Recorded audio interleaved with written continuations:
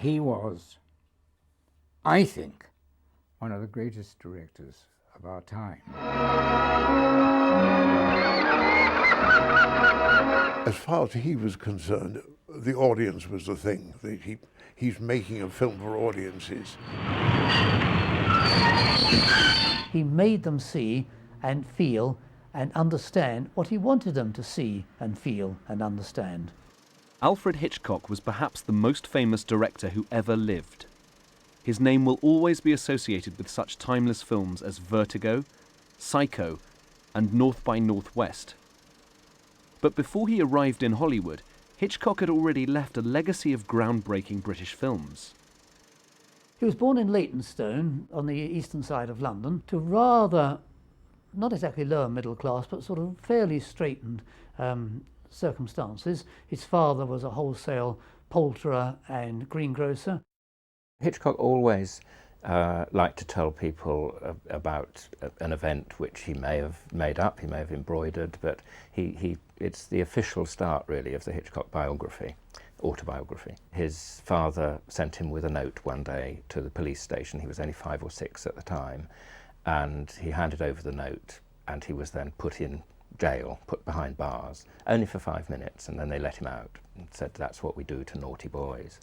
And he said that affected him for life. After leaving school, the young Hitchcock got his first job at the W.T. Henley Telegraphic Company. It was an unlikely apprenticeship for the master of suspense, but his artistic talent was already beginning to show.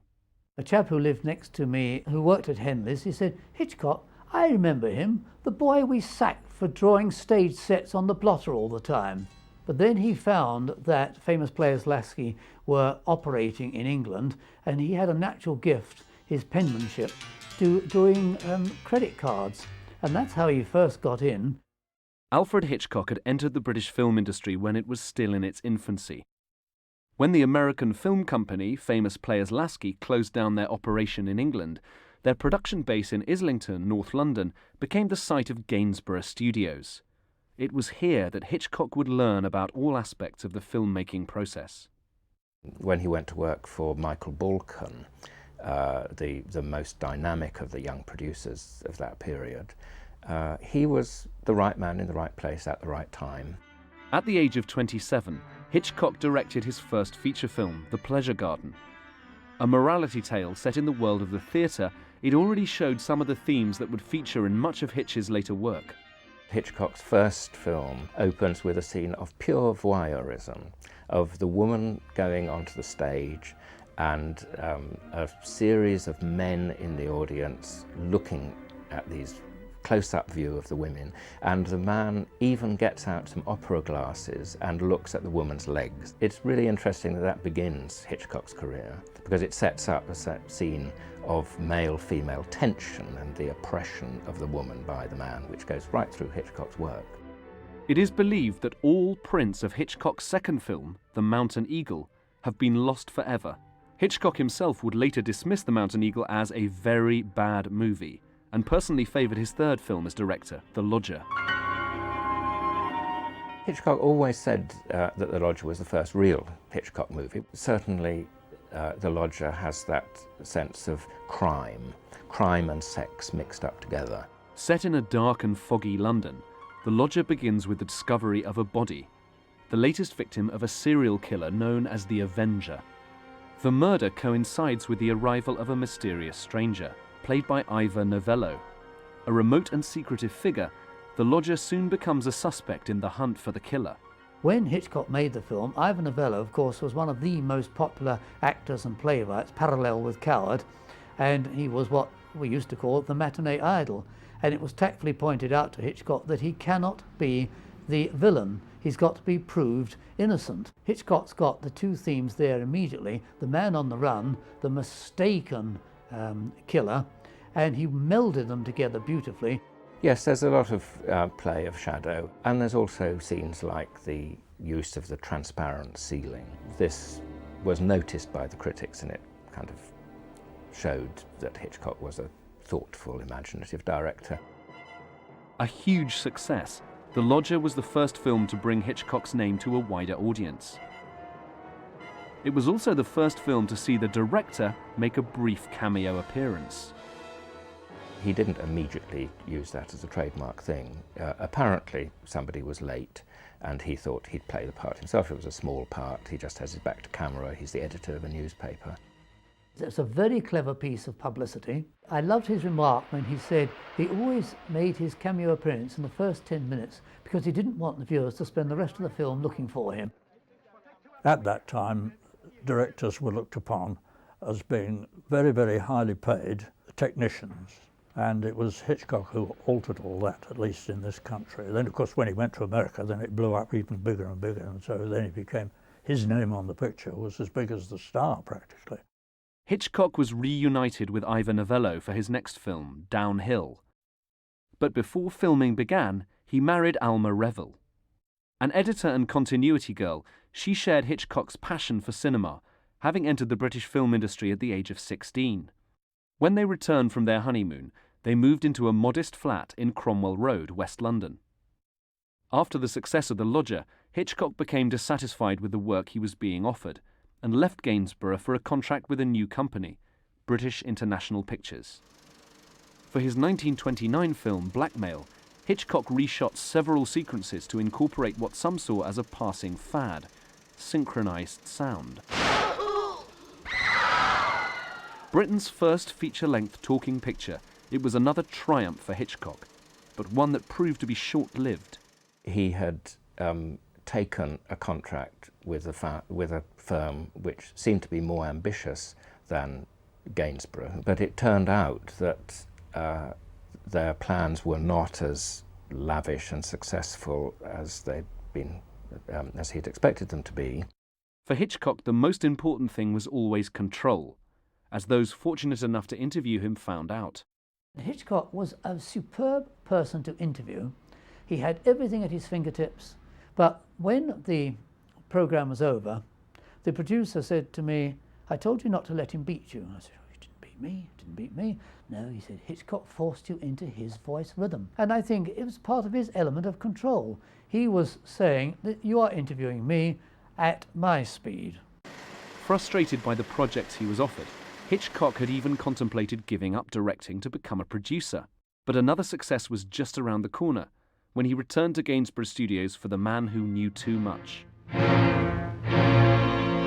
This is, after all, 1934. Hitler has become Chancellor in Germany in 1933, and suddenly it becomes very topical. Tell me, in June 1914, had you ever heard of a place called Sarajevo? Of course you hadn't.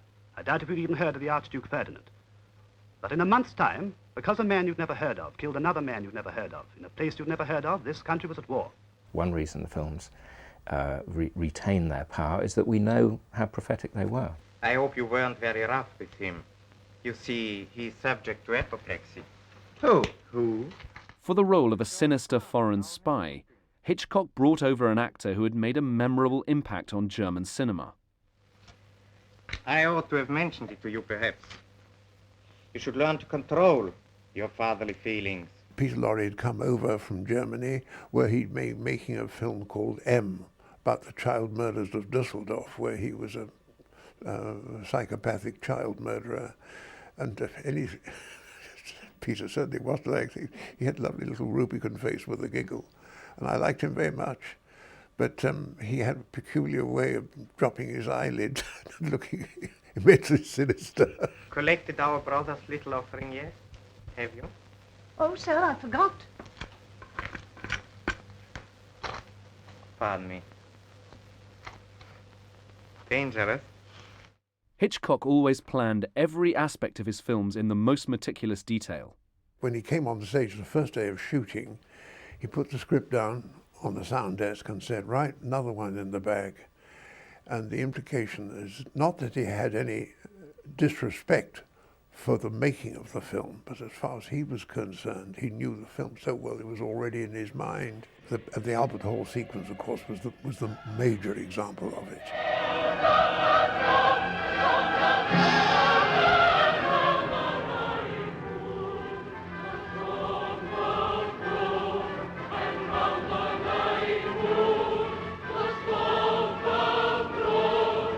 The tension, of course, again, Hitchcock's beautiful sense of editing. I think that made it a superb piece of film.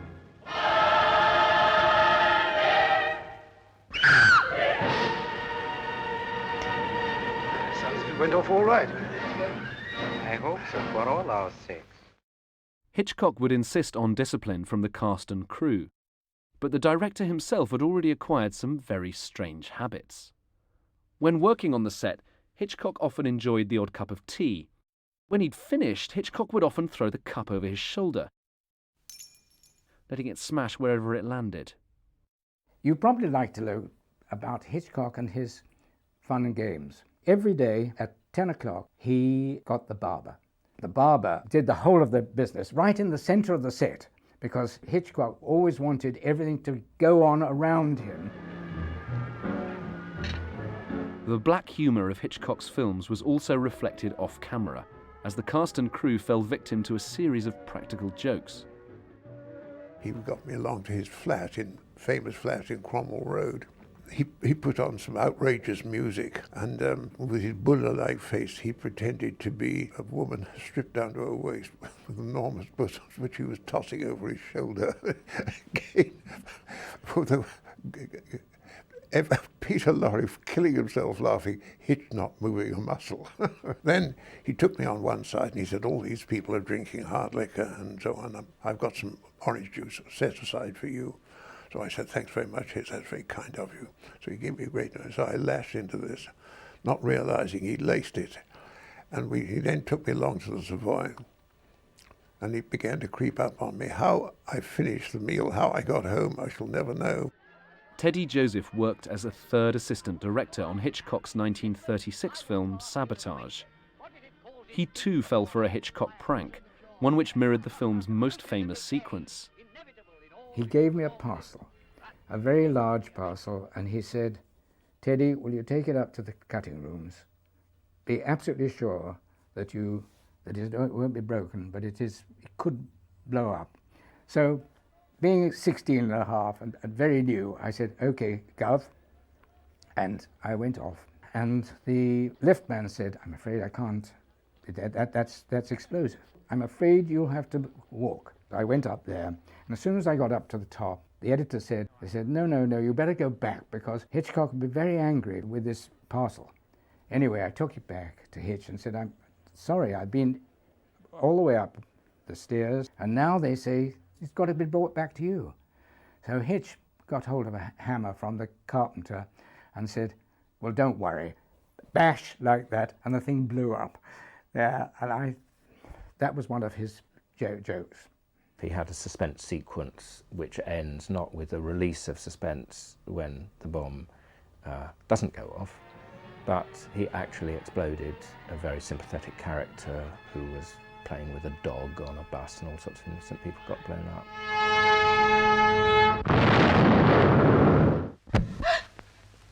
Hello, nervy. Upset with those shots tonight? I fired those shots. Before Hitchcock shocked audiences with Sabotage, he adapted John Buchan's popular novel, The 39 Steps. There were two men there who wanted to kill me. Really, you should be more careful in choosing your gentleman friends. The lead role went to Robert Donat. His performance as the suave Richard Hannay proved to be the definitive Hitchcock hero. The 39 Steps was used pretty explicitly as a template for North by Northwest by Ernest Lehman, who wanted to make the most Hitchcock film that he could possibly make, and he perceived the 39 Steps and Robert Donat as being absolutely quintessential to his sense of Hitchcock. What's the idea? What you doing? As long as you stay, he stays. Yes, and as long as I go, you go. Come on. Stop them! They've got away! The whole idea of a man on the run being handcuffed, shackled to the girl, I mean, I understand that was one of Hitchcock's jokes. He used to put handcuffs, I believe he did it to Donat, and then pretend he'd lost the key. Is your name Hanny? No. Are you coming in to tea, sir? I'll be right along. And also the idea of a chase going up to Scotland, which he thought was a fairly remote area, and having one of his early polished villains in Godfrey Turl. But why come all this way to Scotland to tell me about it? I believe she was coming to see you about some Air Ministry secret. She was killed by a foreign agent who was interested too.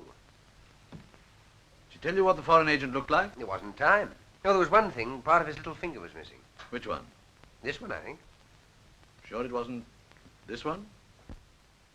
He had all the things that I think he later made such a success in his career, and he was able to put them all together in one boiling pot. What are the 39 steps? Come on, answer up! What are the 39 steps? The 39 Steps is an organization of spies, collecting information on behalf of the Foreign Office of... The 39 Steps also features a classic example of something which Hitchcock would always refer to as the MacGuffin. The story that Hitchcock always told was of two men travelling up to Scotland. And one man said to the other, "That's a very peculiarly shaped parcel in the rack above you." He said, "Well, that's a MacGuffin." He said, "Well, what is a MacGuffin?" He said, "Oh, that's when you're shooting lions and tigers in Scotland." "But there aren't any lions and tigers in Scotland." "Oh, well, there's no MacGuffin then." The MacGuffin seems simply to refer to an object or device which is the motor of the plot, but is not important in itself. The first feature of the new engine is its greatly increased ratio of compression, represented by R minus 1 over R to the power of gamma. Now, in the 39 Steps, there's a secret, the specification of a new aeroplane. We never wonder what it is just something which the characters are seeking. The 39 Steps brought Hitchcock's unique style to the attention of several producers in Hollywood. For his next film, The Secret Agent, he shrewdly gave a major role to Hollywood star Robert Young. I'd better keep this handy. You see, I don't trust you. In the 1937 film, Young and Innocent, Hitchcock left behind the world of espionage. This time, Derek DeMarney is the innocent man falsely accused of murder. The identity of the real killer is revealed in one of Hitchcock's most ambitious technical triumphs. The crane shot was unique. First of all, it was in a ballroom, and the crane arm with a camera had to start right from the base of the ballroom and go about 100 feet, right the way through the dancers and going right across to a drummer. The crane went on and on and on, right up to the eyes of the drummer, and then the drummer started to squint, just flash, flash, flash. Wonderful shot. We took the whole day to do it. Hello, feeling queer? What's that pipe of yours, George? Why don't you throw your old socks away? With a witty script by the celebrated partnership of Lauder and Gilliatt, The Lady Vanishes proved to be one of Hitchcock's most polished comedy thrillers. Bad luck. Can I help? No, only by going away. No. My father always taught me never desert a lady in trouble. He even carried that as far as marrying Mother. I think what makes Lady Vanishes so successful at the time as well as since is partly its very precise engineering of the plot and its sort of irresistible momentum of mystery and romance, but also the take that it has on Englishness. Well, we're very grateful. It's lucky some of you fellows understand English. Well, I was at Oxford. Oh, really? So was I. Like several of Hitchcock's English thrillers, The Lady Vanishes acknowledged the possibility of conflict in Europe. That's fixed him. That's all right, he's only stunned. What the blazes did you do that for? Well, I was at Cambridge. What's that got to do with it? You heard what he said, didn't you? I heard what she said. That was a trick to get us off the train. I don't believe it. The man's explanation was quite satisfactory. Thing like this might cause a war. It was a perfect prediction of what the future would hold. Well, then you saw her. I repeat, we were deep in conversation. We were discussing cricket. Well, I don't see how a thing like cricket can make you forget seeing people. Oh, don't you? Well, if that's your attitude, obviously there's nothing more to be said. Come, Caldecott. There you had the attitudes of Charters and Caldecott, the two men who are so mad about cricket that they don't bother with it. But yet, in the end, they turn up trumps and they're the ones who defeat the villains. What's going on here? He's got a gun and he won't use it. What's the idea? Well, I've told you. I won't be a party to this sort of thing. I don't believe in fighting. Oh, pacifist, eh? Won't work, old boy. Early Christians tried it and got thrown to the lions. Come on, hand it over. But there's also the figure of the judge, played by Cecil Parker, who has his own selfish reasons for denying the existence of the woman. And he becomes a very sinister figure. He becomes identified with appeasement. Very well. You go your way. I'll go mine. Hey, where are you off to? I know what I'm about. I'm doing the only sensible thing. Oh, let the fella go if he wants to.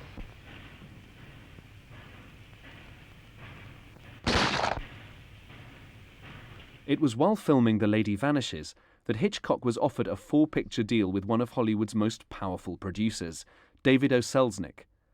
It proved to be an offer that Hitch couldn't refuse. I think it was it not Orson Welles who said a film studio is the biggest train set any small boy can have. And when he went to America and he found that these studios had these fantastic, almost unlimited sets, costumes, staff, budgets, he knew then that he could expand, and he did. The Lady Vanishes would have made a suitable swan song to his career in England, but before he left for America, Hitchcock agreed to direct an adaptation of the Daphne du Maurier novel, Jamaica Inn. By now, Hitchcock had become a household name. When you have developed this prestige and reputation, the actors and the stars, they want to be in a Hitchcock picture in the same way as they wanted to be in a David Lean picture. They knew it was going to be absolute hell, but nevertheless, they knew that it was going to be good. Hitchcock had little time for self-indulgent actors. When filming began on Jamaica Inn, he soon ran into difficulties with his leading man. And Charlie Fox and Sheridan would be there with him in the pavilion at Brighton. In those days, he was still a gentleman. Now he's nothing but a painted bag of maraschino and plum pudding. He couldn't control it. Lawton was in control, Charles Lawton. He wasn't used to having actors control him. He'd been hired by Lawton's own production company, and it was a vehicle for Charles Lawton. And Charles Lawton's performance is very over the top. You see, sir, butcher, baker... Loot! Butcher and baker there, you old numbskull! For a director who was once quoted as saying that actors should be treated as if they were cattle, the completion of Jamaica Inn could not come soon enough. His contractual obligations fulfilled, Hitchcock left for America in 1939. He would work there for the next 3 decades, yet always remained an Englishman abroad. Hitchcock is an English director, and almost all of the technical and thematic elements which make his Hollywood films so important are there, quite successfully developed in the English films. He always got the best out of his actors. He had the ability to use all the technical devices at his disposal. He also had, I think, a great sense of humour. Put a pretty girl inside those, and she needn't be ashamed of herself anywhere. All right, bring it back to me when it's filled. I will. Those are the things which made him, I think, quite rightly, in my opinion, one of the greatest film directors in the world. Hitchcock had brought to the screen a mixture of suspense, sexuality, and pitch-black humour that has often been imitated, but never equalled. The first chapter of his career had come to an end, but this was only the beginning.